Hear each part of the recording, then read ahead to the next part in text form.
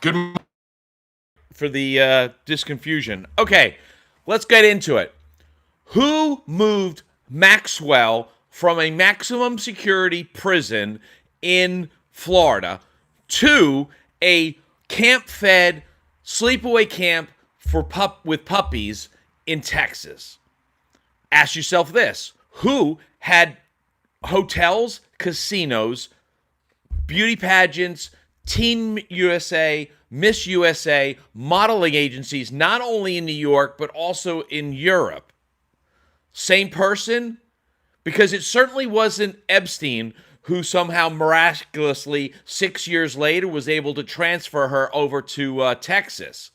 But what we do know is that the Tangerine Twat Waffle in the Oval Circus was friends with Ghislaine Maxwell before she was actually involved with Epstein. We also know that Epstein didn't have attachments to any of those hotels or casinos or this, unless you consider Trump the actual connection between them. Because the Tangerine Twat Waffle in the Oval Circus did have hotels. He did have casinos. He did have beauty pageants. He did frequent the underage Teen USA pageantries, go behind the scenes, and had allegations of misdoings. We have seen the reports. So he had all of the connections. So the idea that Epstein was the one that was actually the mastermind behind all of this becomes questionable, because although he was a financier and he obviously gained and obtained a lot of evidence and proof and just dirt on everybody, it seems plausible that Ghislaine was bringing him underage girls from the locations like hotels, casinos, modeling agencies, pageants, and so forth. And who was charged of all of that? Yes, the Tangerine Twat Waffle in the Oval Circus. He is the one who actually had all of that information. He's also one that is supposedly tied to Russia. Now, that being said, so was Epstein. Epstein had banks in Russia. So if we were to take the wire transfers, the money transfers from the Epstein estate and the Epstein bank accounts, and look at those, you'd be able to follow the money and figure out exactly who was all of the clients. But then also, was there somebody behind Epstein that was controlling all of it? Because Epstein did call the Tangerine Twat Waffle in the Oval Circus the most deplorable human being he'd ever met in his life. And then, of course, as one of my last lives said, when you look at the Riley case, it becomes clear about why somebody who trafficked in children could look at another human being and say, oh my God, you're the worst person I've ever met in my life. It's because he's actually the mastermind. The reality of it is that they've all been working for the Tangerine Twat Waffle in the Oval Circus. And Ghislaine Maxwell's silence is predicated on the fact that she doesn't implicate him, because those files are there. They're being controlled and used by the Tangerine Twat Waffle in the Oval Circus. Because while you're watching Republicans just lack-jawed and do nothing with their hands in their pockets and whatever, you're wondering, why isn't anybody doing anything? Because the people that could actually do something have been leveraged and boxed into a corner. And that's why you're starting to see Congress people and representatives and people leave the political realm, because they realize that once these files are released and the light is shed on the table and you see all of the pollution and corruption or like this, there will be nowhere for anybody to hide. So as long as the Tangerine Twat Waffle has his hand on those files and he can use those as leverage on everything, he's able to stop everybody from stepping forward into the light and speaking to truths to it. Why is it that Massey has a deep file and apparently has at least 20 people on name? Why hasn't he walked onto the Congress floor and spoke those names and let the truth have its day? He's afraid. Why? Because the powerful people at B will obviously come down on him as hard as they can be, regardless of just lawsuits and this, that, and the other. And when you're discussing lawsuits, as I said before in a previous live, Riley came forward and spoke about the Tangerine Twat Waffle in such a way that's jarring. I'm telling you right now, I can't possibly even deal with it. I've watched it or listened to it in fragments, because the things that are alleged are so horrible that how could you possibly think that? Hold on for a second. Just wait for a second. I'm just waiting. I was just looking to see if anyone was making a comment. Anyway, I apologize. But Riley spoke all of this, and yet nobody has tried to silence him. No one's brought him to court to put a gag order in place. I know that's a poor choice in this context. Nothing.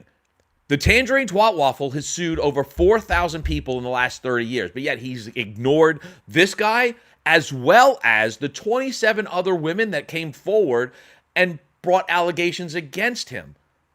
But regressing out of that topic back to Epstein and Maxwell. To me, Maxwell seems to have been working more for Trump than he is Epstein. Hypothetically, this is just a thought process. I apologize for dropping that name. But the truth of the matter is that Maxwell was working for the Tangerine Twat Waffle in more of a basis on a one a day. Maybe not working for, but working with all of the time. She was going to the modeling agency. She was going to the casinos. She was going to Mar-a-Lago. She was going to all of these places where girls were being groomed.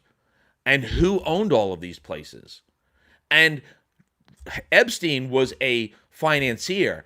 He moved the money around. He took people's money and invested it, this, that, and the other.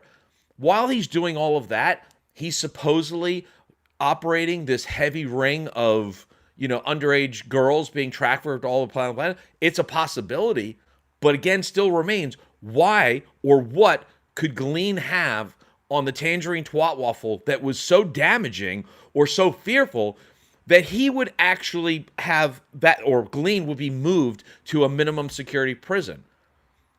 It wasn't Epstein.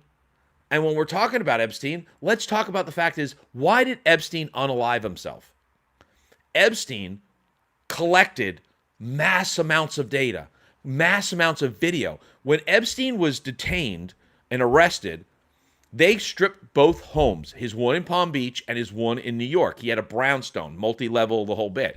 They found so many cameras within the facility of Epstein's homes that it rivaled most security places that you'd see across the room. They said there was something like 300 cameras in his brownstone in New York alone. There was another 450 cameras within the inside of his Palm Beach home. We're not talking about outside. Well, yes, we're talking about every room, every bathroom, every living room, everywhere. There was cameras everywhere.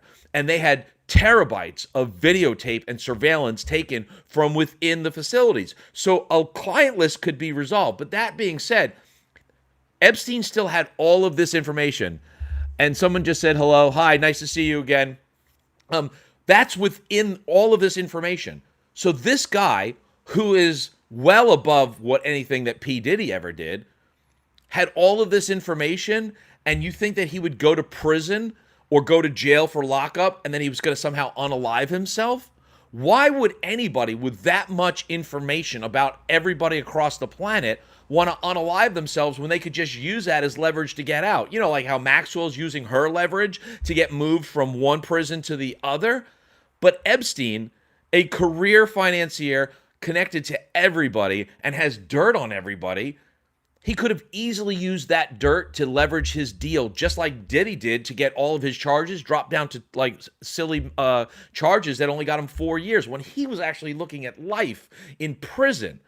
And Epstein, who had people like Trump and Gibbs and apparently like Clarence Thomas and all of these, allegedly, all of these key people working there. I mean, you had Bill Gates, the whole bit. Stephen Hawking went to the island. There are people on that we've alleged or we've heard or bits and pieces or allegations or just fragments of key people that have been brought forward. And if Riley is an indication of some of the other people that could be implicated in this ring, it becomes questionable to say, would Epstein have actually unalived himself?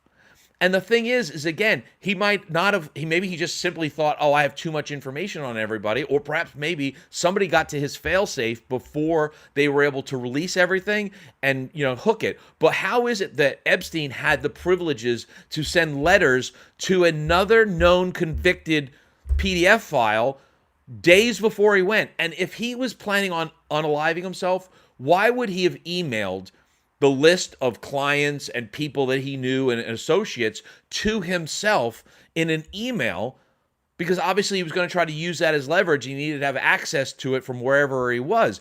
But yet, again, why would he have done that? You know what I'm saying? And again, if he had as much clout as we all assume Epstein had, he must have known the charges were coming. Epstein had to have known that they were coming for him because of just the fact that he had such clout and whatever else. Why wouldn't he have left? He could have gone. He had bank accounts in Russia. He's obviously been to Russia. He could have gone there. He could have gone to any country that didn't have a deal with the United States and left, but yet he stayed.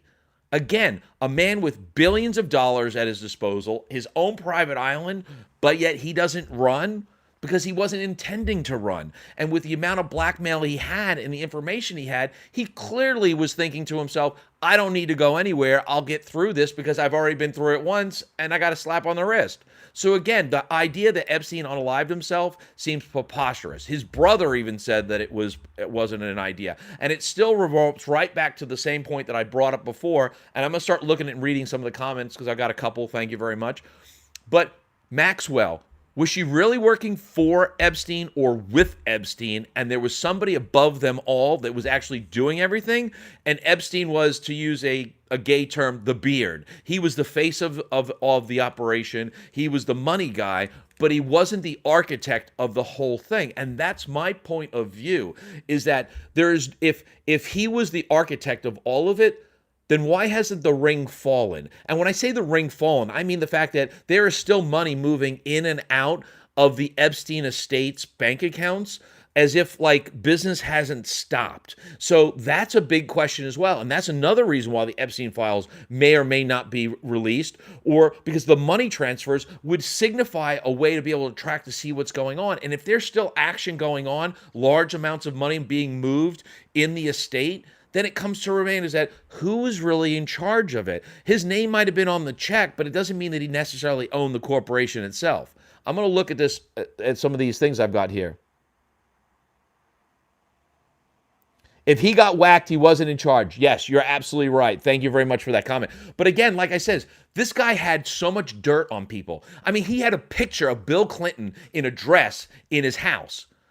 You have to, I mean, just look at the P. Diddy case, right? Let's just take a step back for a second. The P. Diddy case, he had videotape everywhere. He had like, what, 15 charges? It got busted down to 2 or 3 charges. He was only convicted of 1 or 2 of them, and he got 4 years. Now, Diddy was not complicit as Epstein. I mean, Epstein was like into some horrific things that are much worse than just underage. We're talking about minor, super minor children. Same horrible actions, but deeper into it for a longer period of time. You're talking Epstein was involved in all of this from the 90s, the 2000s, the 2010s before he finally got nailed. He had a lot of dirt on a lot of people, and there's allegations that he was like, reporting to Russia about, the Tangerine Twat Waffle, that he had Mossad connections. There was all of these connections, all of this dirt, all of the video, terabytes and terabytes of video surveillance taken from 2 of his homes. He wasn't going to use that? You're telling me he didn't have insiders in some of these areas to say whatever? I mean, attorneys usually know like when their clients are going to get pinched. So you're telling me that he stayed in town knowing he was going to get pinched because for what? Because he just thought he was going to get away with it with his charming good looks? He'd gotten away with it once. The second time was coming, and now it was going to be a situation where he had these coins in his pocket. He could cash this in, and he'd be able to get away with it. But yet, unalived. Gone. And 3 minutes was taken from the video that shows that room, and there was no physical means away. And I'm just still wondering, there's an autopsy that's supposed to be coming out. Stay tuned. I'm going to get that and bring it to a live. But whether or not the hymoid was broken. And what's the hymoid? The hymoid is a special bone inside of the neck high up. And it is never broken unless it was broken by an outside force. You can't just simply put a rope around your neck and whatever like this. This is a special strategic spot that typically is hit when someone actually hits it. It's a hymoid bone. Excuse me, I apologize. I missaid that originally.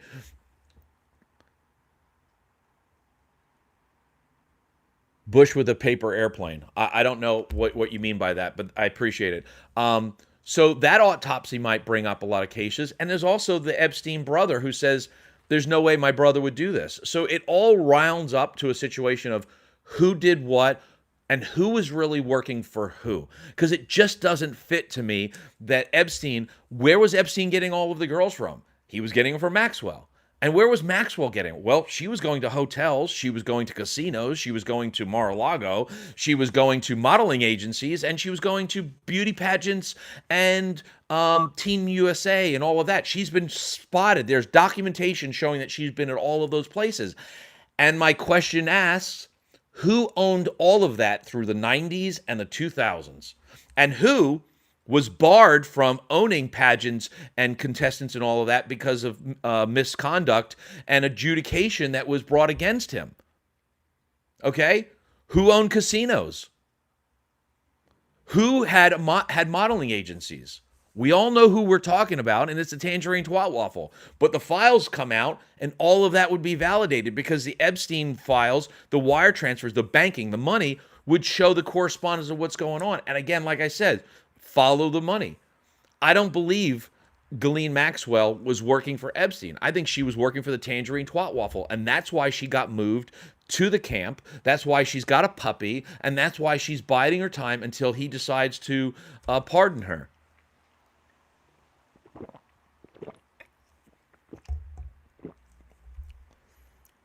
Okay, or look up Bush paper airplane. I will look that up. Let me look with this. There is also a painting in Epstein's house of Bush holding a paper airplane in... Listen, the allegations of who he's been affiliated to is broad. I mean, there's plenty of people that have been brought up. I mean, Prince Andrew, or formerly known Prince Andrew. Just think about this. There was enough information in Virginia Gulfrey's, I screwed that name up, I apologize, memoir, to validate or at least corroborate a lot of things to make the King of England basically boot his brother out of his home, his birthright, and even his name. He doesn't even want to be associated with him. And the King of England has even says, I fear for my brother's life because once I'm gone, there'll be no one to protect him because Prince Andrew and Prince Harry want nothing to do with Andrew because clearly they must know that there was something going on. It doesn't change the fact that, like, this isn't a Democratic hoax. This isn't just playing games. And for somebody who had all of this dirt, for you to tell me that he unalived himself in prison and then all of a sudden the videotape that surrounded or could have proved or validated all this 3 minutes is missing? Come on. That dog don't hunt.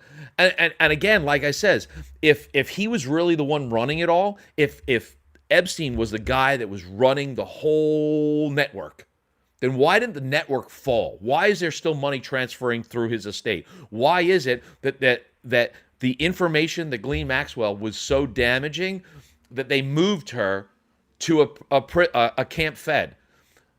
Just so we're clear, SA offenders are not allowed to be moved to that type of facility. In fact, the bylaws of that thing is that it's a minimum security, move as you will, walk around. It's literally a sleepaway camp with guards and puppies. And yet somehow she was moved to there, even though she was convicted of an SA major felony.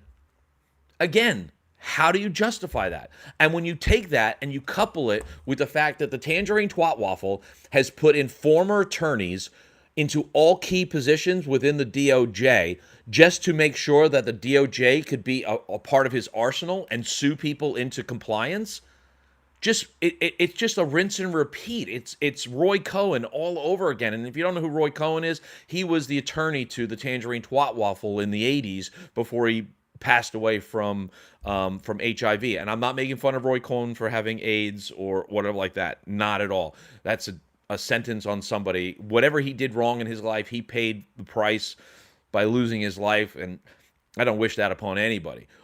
But I will tell you is that this type of mentality seems to be rampant.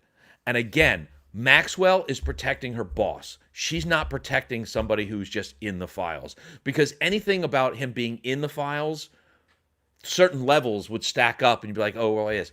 But if the files reveal that he was not only friends with him, but he was the one making the decisions and he was making the moves and he was the one architecting the whole thing, then it's a clear evidence, because we've also watched the Tangerine Twat Waffle go bankrupt 6 times. And when everyone's making fun of him for going bankrupt 6 times, ask yourself, how the hell did he continue to have money? How did he still get to keep? Because he had access to all of the materials that Epstein was using to blackmail. Think about it. How did he get these obscene loans from banks despite the fact that, hey, your property is not that big? I mean, basic information. He was providing information to the bank saying my property's this big when it was really this big, and he got a felony charge for it. But again, how did those banks fall for it when they could have easily done an MLL listing and to see the property sizes? I'm having a hard time understanding how everybody's sitting here watching going, he had six bankruptcies, and you're making fun of him for it, which you should. But at the same time, think of yourself, how did he continue to do business for six bankruptcies and he's still going on with like this? And there's allegations that he was taking money from Russia, but there was no proof. And as soon as he got into the inaugurated a year ago, last year, he dismantled the investigation, or he had the investigation dismantled in the FBI that was still researching and looking up the cases about him trying to overthrow the election, or the fact that there was interference in the election that got him elected in the first place. And they had already established that Russia had interfered in the election. What they were trying to still do is put a point between Russia and the Tangerine Twat Waffle and make a connection and just show how was he able to interfere. And the question that I bring up is, wouldn't Epstein have been a great connection? Because Epstein could be the go-between. He was going to all kinds of different places, talking to different people. He had banks in Russia, so perhaps maybe he was the go-between and he was the one, or Ghislaine Maxwell was. Either one was working for him. And one is gone and the other one somehow wasn't silenced because I guess they were protecting her more. Any thoughts on Michael Cohen? I think Michael Cohen, like every other... Hey, all right, Michael Cohen is in the same boat as Bannon was. These people decided to lie for the Tangerine Twat Waffle, and the court systems caught him and locked him up. That's undisputed. The reason why Cohen is going to prison, or has got this sweetheart deal and doing what needs to be done to try to avoid but still getting disbarred, is because he lied under oath. Now, let me bring this up to you. You brought up Mike Cohen, right? Why do you think Pam Bondi, when she was at the oversight committee and she was flagrantly just ignoring and she was avoiding answering any questions, why do you think she was doing that? She was doing that because she knows that if she lied under oath, it would prove... if she lied under oath, first off, she knows that everybody would come after her, and every single person that's lied under oath for the Tangerine Twat Waffle has gone to prison. You want to talk about Michael Cohen? You got Michael Cohen. You got Roger Silverson. You got Mike Bannon, or Steve Bannon, excuse me, we're like this. You got 3 of his ex-attorneys that have actually been disbarred and getting sentenced to jail time over and above Mike Cohen. So everybody that lies for him gets caught in the end and gets disbarred, gets criminal charges, felony charges, the whole 9 years. So Pam Bondi wouldn't do that. So her indignant avoidance or just flat out attack instead of answering the questions of the House Oversight Committee shows how complicit she is. She knows the truth. She's aware of what she's doing, and she's avoiding the questions and attacking those people, because if she answered the questions truthfully, she'd either be immediately disbarred or thrown out of the circle of trust. And we know one thing for certain. Once the Tangerine Twat Waffle turns his back on you, the sharks come and you wind up going to prison right away.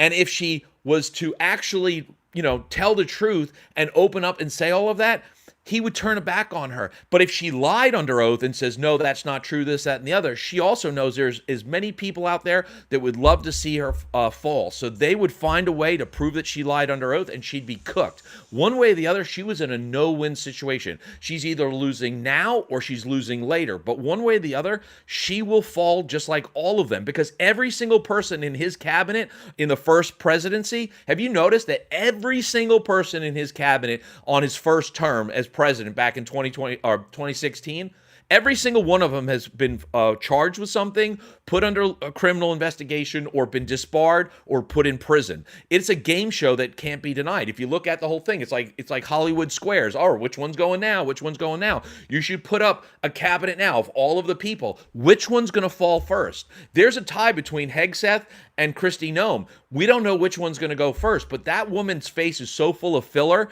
that AI has a hard time distinguishing whether or not she's real or she's fake. And Gronk is just like, I didn't make that. And he's made kid porn.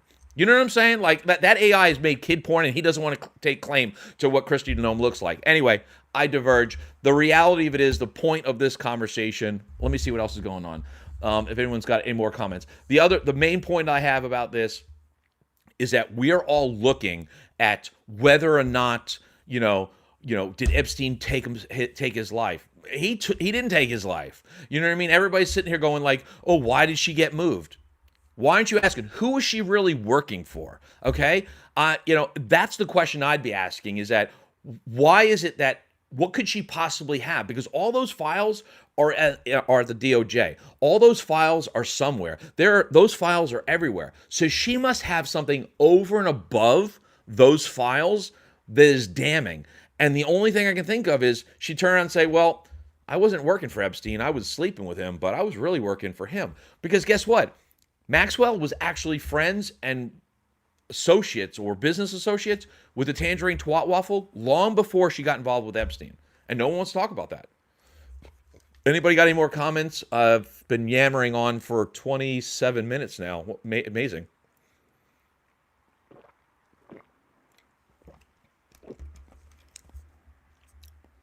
All right. Well, I'm happy that I got to do this live. I didn't. There's not. Let me just double check, make sure there's anybody in here. I do want to say thank you for everybody. I got like 16 people that are watching this right now. It's my second live on this page, so I'm appreciative of it. To give you a little bit of a rundown, I'm Ronin. I have a very distinct way of looking at things, and sometimes it's wrong, sometimes it's right. Sometimes I'm like, oh my God, I was right, and then I'm like, God, I wish I wasn't right about this. But the Tangerine Twat Waffle and the Oval Circus is systematically tearing this country down, and he's doing that on the backs of the files because he's using those files to criminally or immorally, pressure people into doing things that they shouldn't be doing. And that's why we're watching a mass exodus of political people, as well as prosecutors and lawyers, leave this administration and its criminality, because they don't want to be tarnished any more than they need be. And the fact of the matter is that Democrats are sitting around with their hands in their pockets. They're doing nothing while their constituents are literally on the streets of this country dealing with, I don't even know how to put it without being censored. I apologize. I do a lot of TikToks. The fact of the matter is, we've got human traffickers on the streets of this country, taking people out of their homes, putting them in cages, and throwing them out of the country without due process. And it's all facilitated and created by the Tangerine Twat Waffle, because his whole main goal was to create an interior army that only listens to him, that only follows his directions. And that's what he's got with ICE. And the fact is, one thing that we should all be grateful for is that while the ICE agents all have military-style hardware and weaponry and all of this, the people of the United States are still wanting to stand up and say F you, because apparently, the United States people that are standing up against them are basically the tent spike to Trump. We're standing together. We're trying to make our voices heard. We're trying to make sense of all of this. And my goal, honestly, and I'm rambling a little bit here, but I would love my voice, my words to make somebody go, shit, that was a good idea, and someone make change. There are people that are far more politically connected than I am. There are people that are better suited to be a leader. So if I make some kind of comment or this, that, and the other, and it brings up a thought, and someone says, I want to do that, cool. So I appreciate everybody for chiming in, watching this, listening to what I have to say. I hope that you will make comments. I hope you'll share, and I hope that you will look at my channel. I do a lot of long form discussing things like this. I'm doing lives like this, and then I do shorts that just do comedic outbursts because life is too short, and I feel like we need to gravitate towards humor. To be honest with you, I look at humor as being a better way to deal with things than drugs, alcohol, or so forth. But I appreciate everybody. I thank you for being here, and for everybody that watches this, please follow me, share for more.